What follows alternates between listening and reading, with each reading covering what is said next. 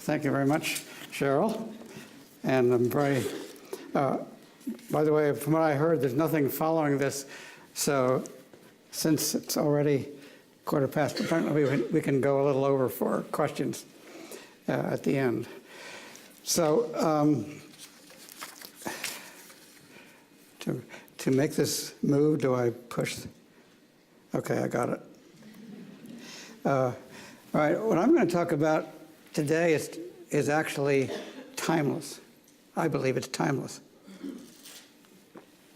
So you can use these ideas for the rest of your life. Research won't change the fundamentals, but I want to start by saying some nice things about England. Not long ago, I learned of a book by Michael Korda called Wings of Eagles, which was published in 2009, but I'd never heard of it until a few weeks ago. It's about the Battle of Britain.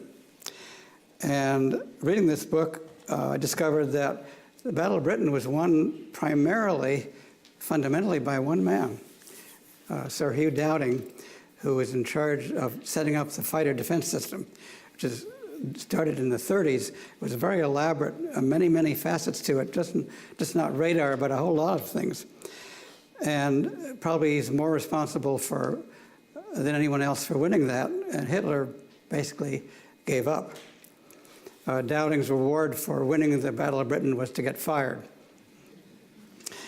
Then, about a month ago in the US, opened a new movie called The Darkest Hour about Winston Churchill. Have you all seen that? You need to see that. I'm assuming it's historically accurate. What was amazing was another case of one person defying all his advisors' incredible pressure to surrender to Hitler by making a deal with Hitler through Mussolini. Mussolini, the great lover of individual rights. And he defied everybody. And that's what the movie shows. And at the time, Dunkirk wasn't finished. So there was a possibility within days the entire British Army would be wiped out. There was a movie on Dunkirk, which I think is terrible. So I don't recommend it. What was wrong with this movie? It missed the point. You know, the key elements to Dunkirk were two things: the scope of the rescue, 1,000 boats. There was one boat in this movie. Second thing, it never said what they were fighting for. In fact, you wouldn't even know they were Nazis. So it was like no values were at stake presented in this movie whatsoever. So it's very disappointing, but it was a tremendous achievement, nevertheless. And I have to tell you about one of my favorite movies of all time, which maybe you've seen and maybe not. It was a British movie called Belle, B-E-L-L-E, and it was about a half-black, half-white woman conceived by a naval officer who was in a royal aristocratic family, and he went off to sea, took the child to his family. She was raised by a man who was basically head of the Supreme Court. And the dual themes of this movie were, number one, individualism in romance, which was brought up explicitly. It was fantastic. And a ruling by the man who was head of the household, who was head of the Supreme Court, who started a series of rulings to destroy slavery. It didn't end there, but it was, I think it was a brilliantly wonderful movie. So if you haven't seen it, it's not new, but I strongly recommend it. So great things about England, and that's not all I'll talk about. So today I want to talk about 5 issues in condensed form. So starting with goal setting. At root, goal setting is not psychological. It goes deeper. The root of the concept of goal setting, or goal-directed action, I should say, is biological. And why is this? It's based on the nature of life itself. Life is a conditional process requiring action for the organism to survive. organisms which don't fulfill their needs through the relevant action don't survive. So life is properly described, and I'm a big fan of Aristotle, who wasn't 100% right, but had the right idea. Life is a teleological process, not directed by a mysterious internal entity, directed by evolution. If you don't do goal-directed action, the organism dies, and if the whole species doesn't do it, the species doesn't make it. So teleology simply means it's built in by evolution that that organism better be goal-directed or death results. And I really like here, okay, I did that.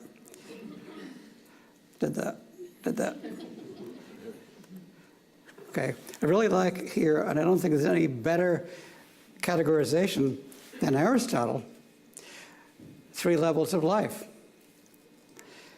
The first is the vegetative level, which is endemic to plants. It's completely unconscious, but plants do things to survive, like send roots down the leaves to get sunlight and antifungal elements that kill funguses that could kill the plants. Second level, he called sensory, which is the level of the lower animals. Now, sensory includes vegetative because all of your internal organs of animal and man are directed to one goal.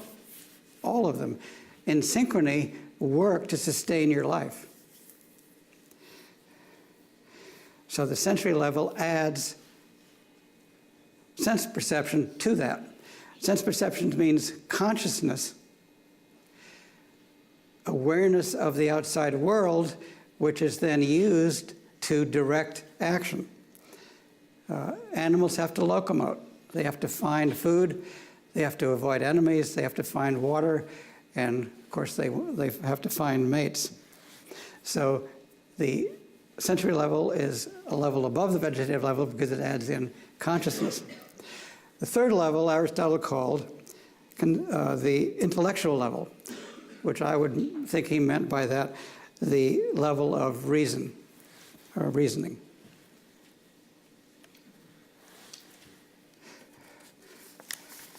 So let's turn to the second point. How do humans differ? I get really, really sick of these articles saying chimps are just like us. They aren't. They aren't. I'm sorry. They just aren't. In 6 million years, chimps have achieved nothing. Nothing. In fact, they depend on us to save them from extinction. But they don't help us in the slightest degree. If they're going to survive, it's due to us helping them out. So,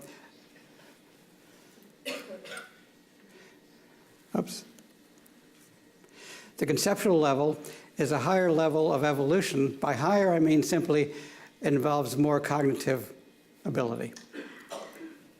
Not making a moral judgment, it's just a fact. When I was teaching doctoral students some years ago, I said, I probably can skip over this. It's obvious the way reason has survival value, right? These are bright doctoral students. They all said, no, don't know what you're talking about. Oops, my mistake. So I had to explain concretely how reasoning facilitates survival. And I just took the example of food. How do you get from wild animals to eat and berries to human civilization, which involves a whole bunch of processes, making, creating, storing, using food. So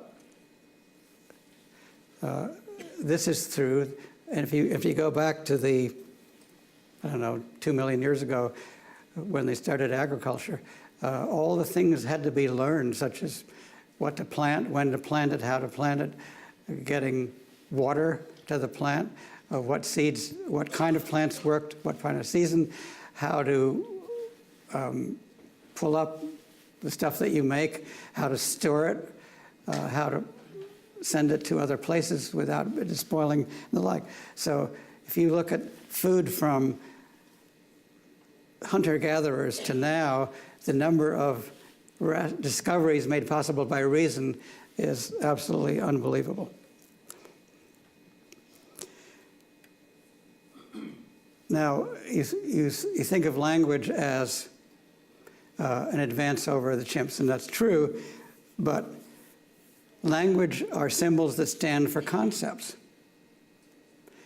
Concepts make possible language. Naming a concept is the last stage in concept formation. So you look at a dictionary, there's several 100,000 concepts in an American Webster's dictionary. Chimps don't have any of that. I never saw a chimp dictionary in my whole life. And every one of those things in the dictionary, except for proper nouns, is a concept. So the conceptual level is what's unique to man. Now, two things differentiate the conceptual level from the perceptual level of animals. We have perceptions, but we have more. These two things are, first of all, conceptual level is volitional. So let me give you a classic example that I did in class that students got right away. I said, okay, have you ever read a page of a book? And you can see the words on the page because through sense perception, you see the shapes, right? Get to the bottom of the page, and you say to yourself, I have no idea what I just read. How many have experienced that? Raise your hand. Yeah, don't lie, because I know you have. Now, what's the difference? If you read the book, looking at the shapes don't work. You've got to understand the meanings of the words and how they're connected and the sequence of thinking. So that's the conceptual level of cognition. So it's volitional because you have to choose to do it. Unlike perception is the given. You don't have to do anything to perceive. No effort is involved. You don't even have to involve judgment unless you want to say, what does that mean? Then you have to think. But perception is the given. It's automatic, effortless, and it's totally unconscious except for the results. But in thought, you have to volitionally focus your mind. So think of it as a light switch with a dimmer switch, and you've got to move it up. You've got to hold it there, and if you let it go down, then you're out of focus, and you don't know what you're talking about. You don't understand what you're reading. So it's a volitional process. Now, it's self-evident to anyone that thought requires effort. It's not automatic. Second aspect of the conceptual level is it's fallible. Now, perception, to my mind, isn't even something you evaluate as right or wrong. It just is. Perception is. So it gives you awareness of reality. It doesn't tell you what it means. It just gives you perceptions of it. In the conceptual level, you can make mistakes. So go back in history and think of all of the wrong ideas that people had about every subject because they had to be discovered. I read recently a book that said it took 2,000 years to figure out what makes babies. You think, of course we know what makes babies. Well, they didn't know that 2,000 years ago, and it wasn't until the 18th century they could figure out exactly how that worked. Through lots of conflicts and experiments and disagreements, finally they figured it out. So the reason we need the field of epistemology, branch of philosophy, is to determine the criteria of knowledge. What process do you need to use to gain knowledge? My favorite philosopher for the nature of concepts is Ayn Rand's view of what concepts are. It's basically built on Aristotle, but goes a step further. So that's how humans differ. Now, an aspect of the fact that we have volition is that we can and need to choose our own goals. If people don't choose goals as human beings, your life's going to be really, really bad. Otherwise, you're drifting at the level of momentary sensations. That's not going to work out too well. So Latham and I originally were focused on goal setting to show how we could facilitate performance on tasks. So we looked at the challenge of the goal being clear, having in mind a time perspective or deadline when necessary, especially in work environments. And then what were the moderating factors that made it effective?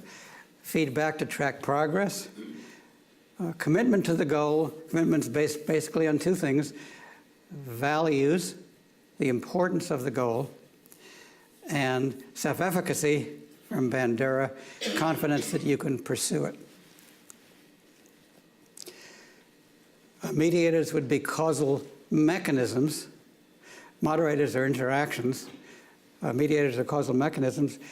Goals lead you to focus your attention and effort on something as opposed to something else.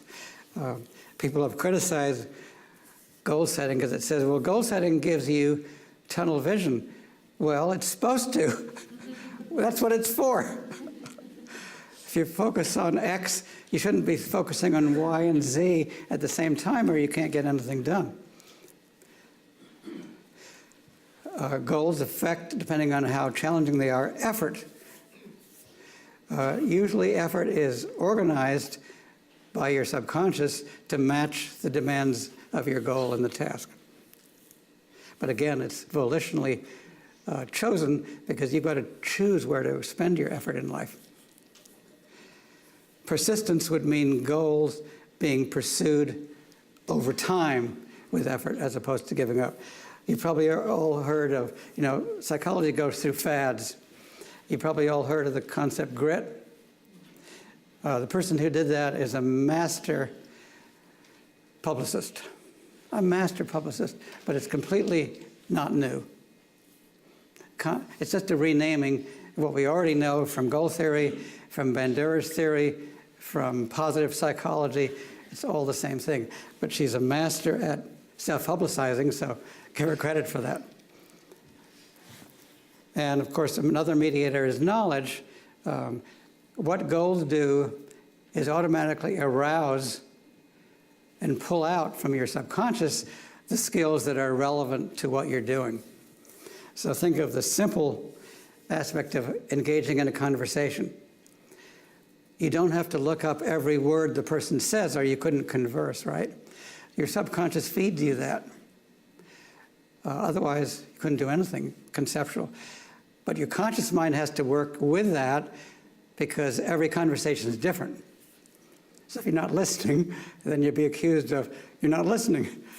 So it calls up the words, grammar, punctuation, organization of subject and predicate, and then that's the given, and you use your conscious mind to say, okay, what's the thought process involved here?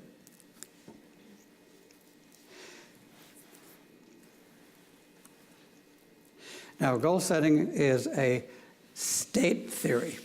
State theory means it's not a trait. State theory means it's about what you're doing now. So personality theories are state theories. And what about, you might ask, goal orientation? Well, goal orientation is a kind of quasi-trait. Learning and performance orientations are general, saying you should learn, and performance are you should perform, but they're not specific goals, they're not necessarily task specific. In the educational literature, basically, if you're going to use these, they seem to work best if you have both.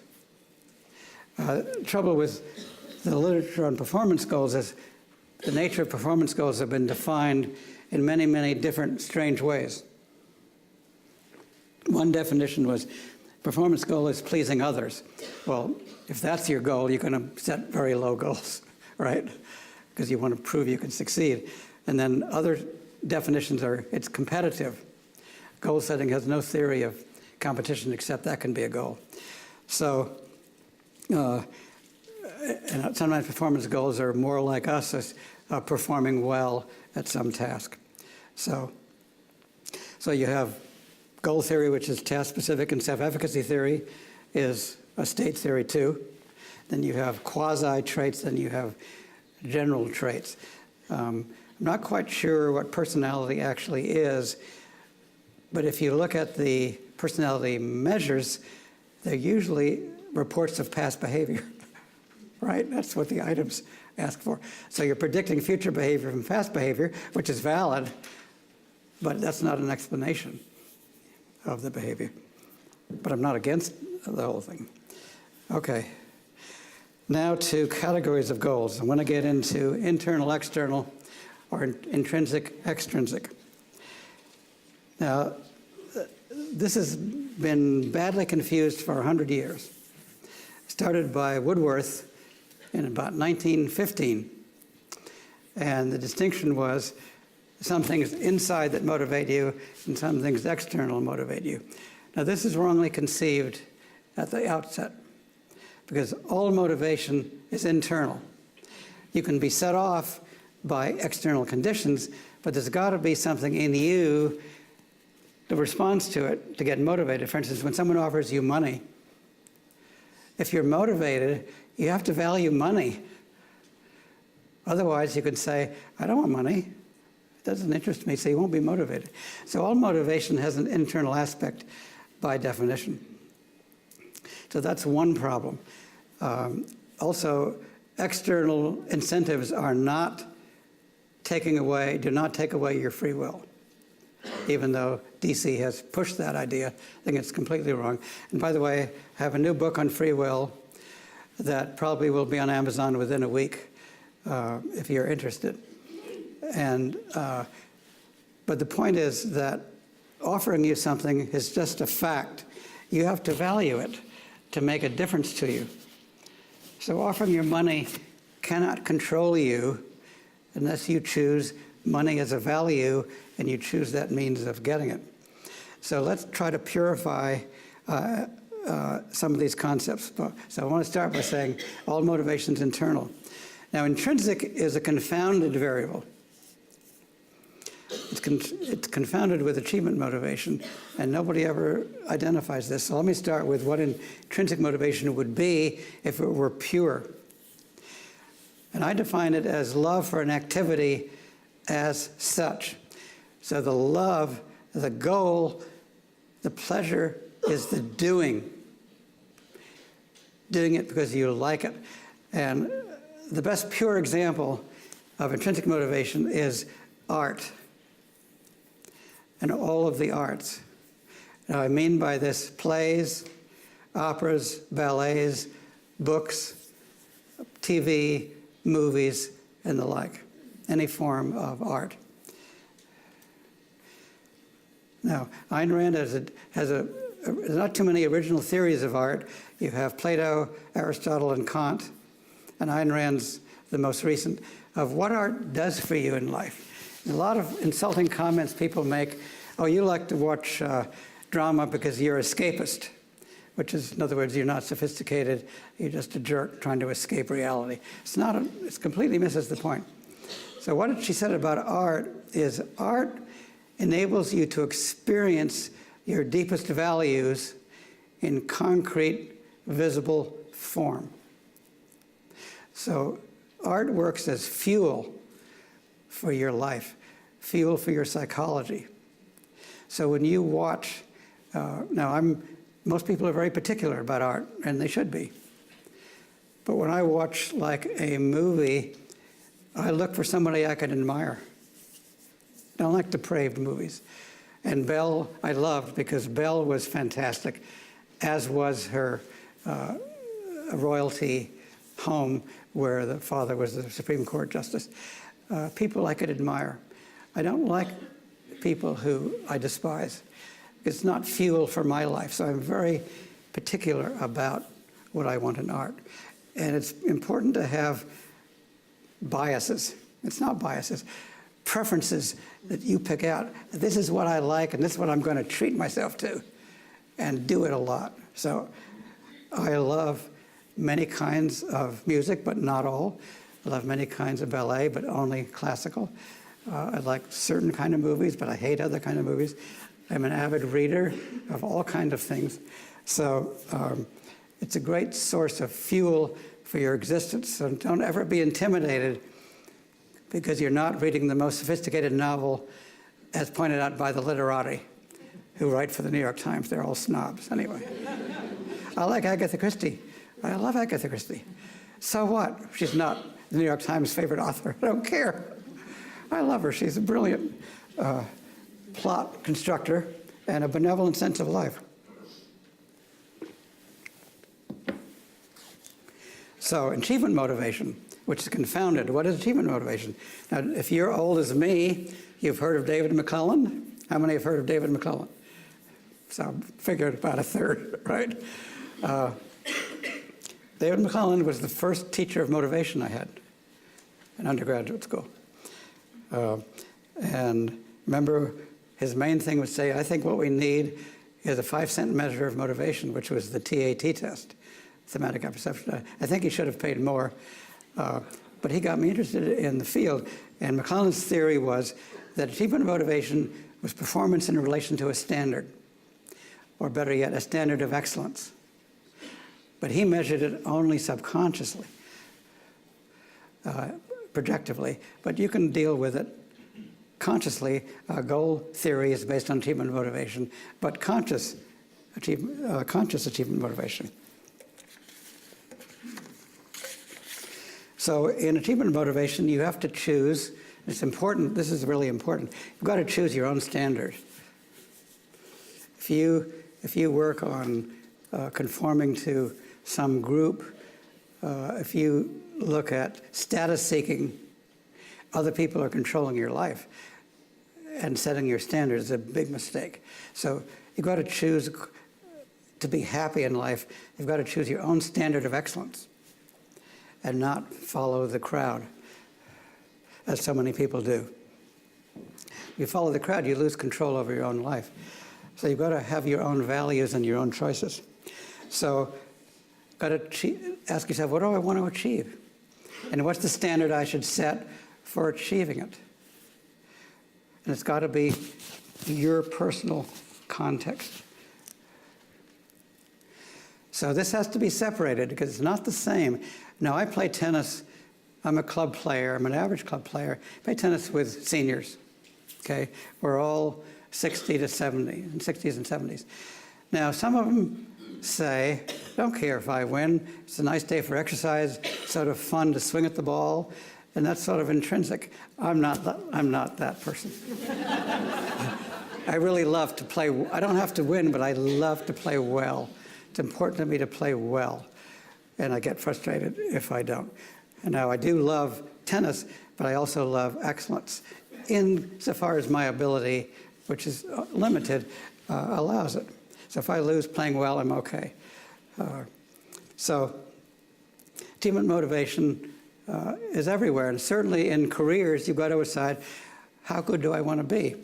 A famous banker in the U.S. who was one of those banks that was completely honest, never had a scandal, and never needed a bailout, BB&T Corporation. The CEO for many years said, my goal was to do my job better than it had ever been done. That was my goal. And he became CEO, and the banks prospered under him. He was also very smart. So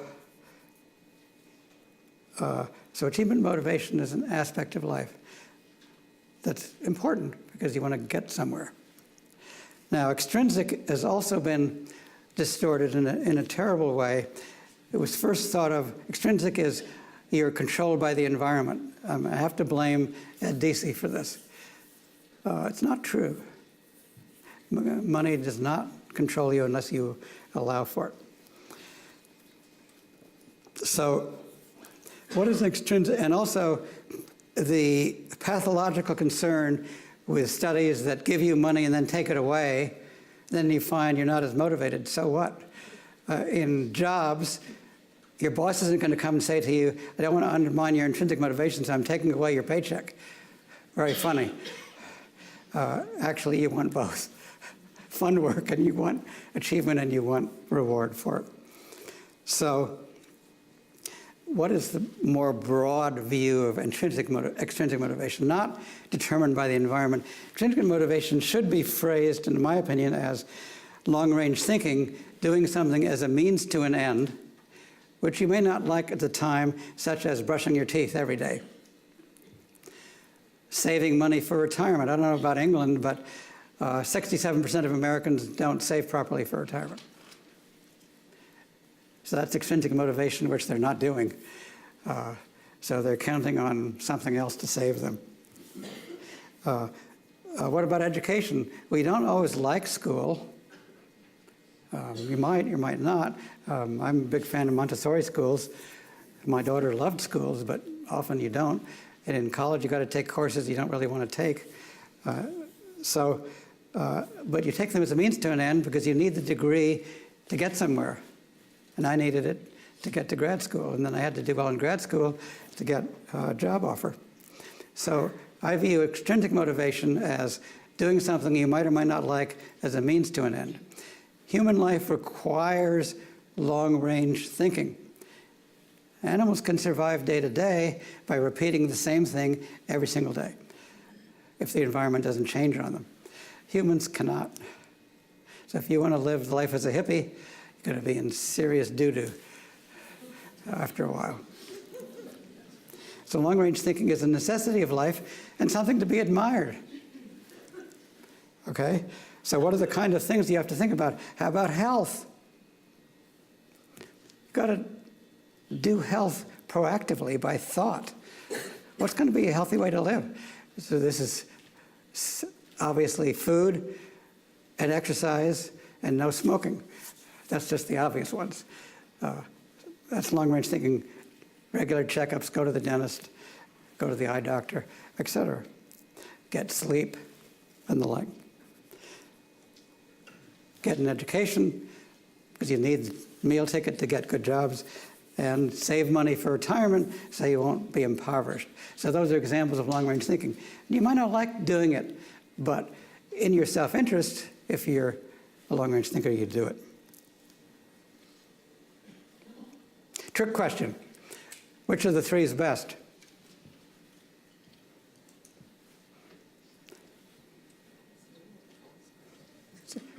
It's a trick question. All of them. What could be better in life? Doing stuff you love all the time, loving your career, doing well at it so you can take some pride in your personal context, and making your life good long range, not just for today and tomorrow. I loved being a professor. I loved writing, doing studies and writing books and the like. Thought it was the best job in the world. I remember a baseball player, famous baseball player, who said, "I can't believe they pay me to do this."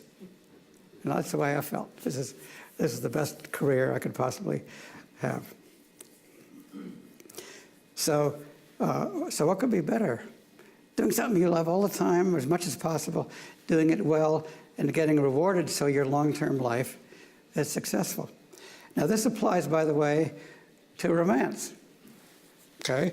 Cheryl wrote with Ellen Kenner, clinical psychologist, a book about romantic love. Now, how does this apply to romance? Well, the process of loving is wonderful, right? Just the process of loving each other. It's great in itself. Achievement, making the love relationship work well, because since you have free will, all couples have disagreements. If you don't, you're not human. You're going to have disagreements. But if you can get through those, deal with those, unless you have to get a divorce, because the big differences are too big, you work to make your romance successful. And it's a great achievement in life, because if you have a great job and a great romance, it's wonderful, a wonderful life. And extrinsic, you want to do things that make your romance last long term. I don't think much of these studies where you have a lunch date and then you make ratings. of the person, and you look at their looks and their voice quality and stuff, and how they dress, stuff, it doesn't mean anything. Most of those things don't lead to anything. To make a romance work, it's a long-term thing, and you need a deeper level than how they look. That's one aspect. You need a deeper level, common values, common lifestyles, common lots of things, communication and the like. So my answer to this is the great life to have all three of these aspects of motivation in your life. Okay, how are we doing on time? We're doing okay. New developments. Now,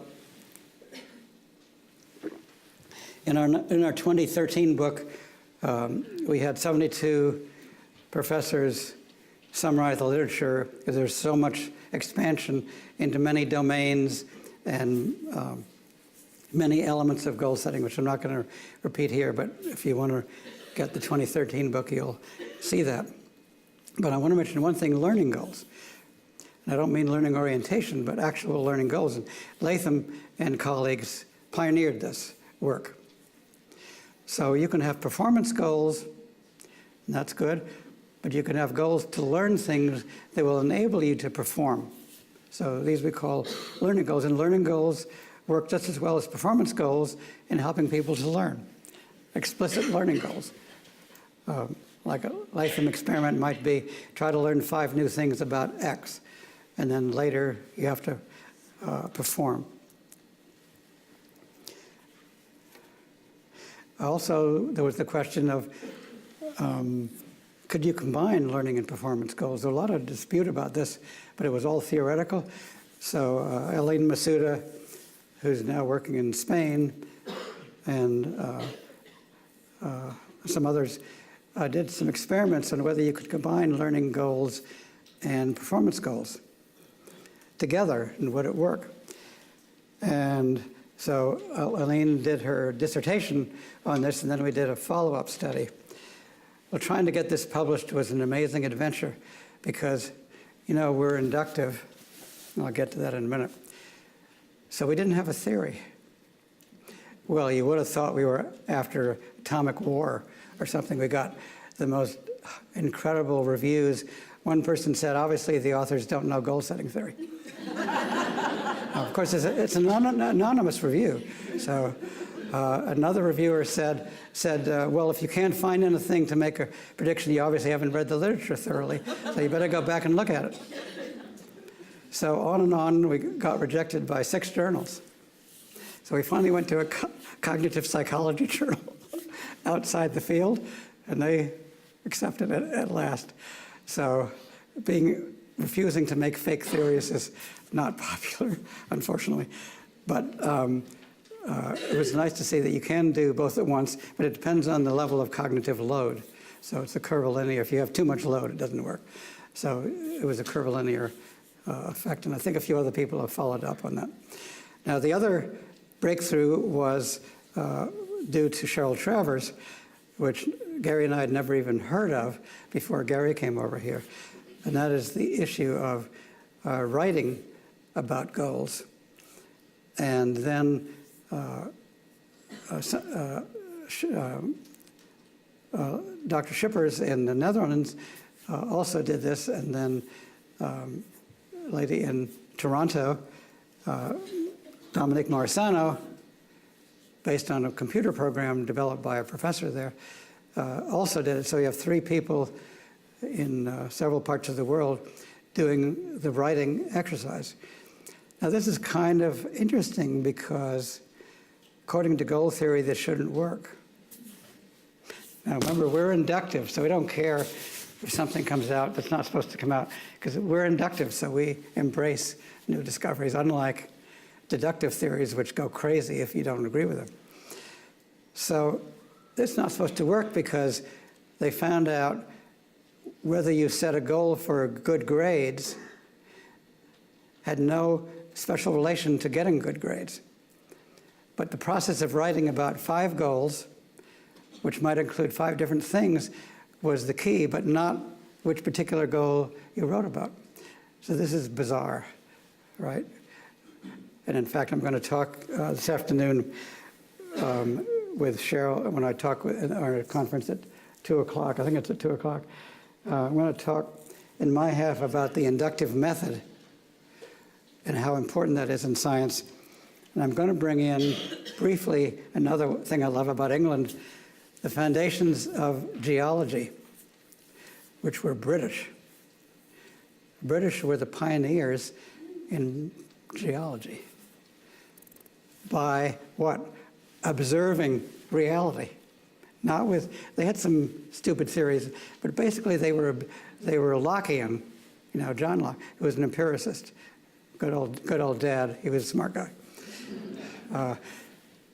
They were observers.